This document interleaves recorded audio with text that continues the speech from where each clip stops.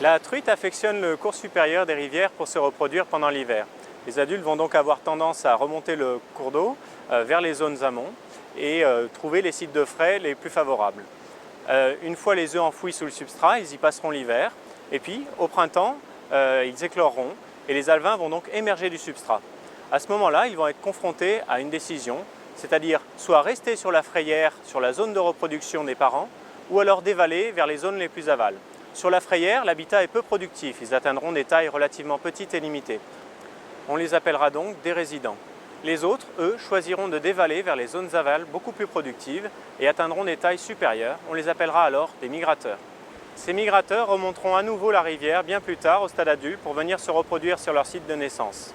Donc les résidents et les migrateurs forment ensemble une grande population répartie sur l'ensemble du bassin versant. En remontant ces rivières, les truites vont se heurter de plus en plus à l'influence humaine. Par exemple, la présence d'obstacles comme celui-ci qui vont gêner leur migration. Afin d'évaluer justement le rôle de ces barrages sur la migration, nous avons capturé et marqué à l'aide de radioémetteurs des truites pendant leur migration.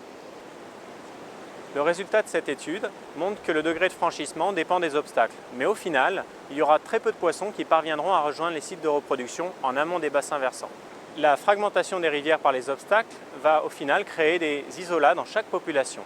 Cela va augmenter la probabilité d'extinction de ces populations, diminuer leur variabilité génétique et au final, chacun de ces isolats pourra évoluer de façon indépendante des autres.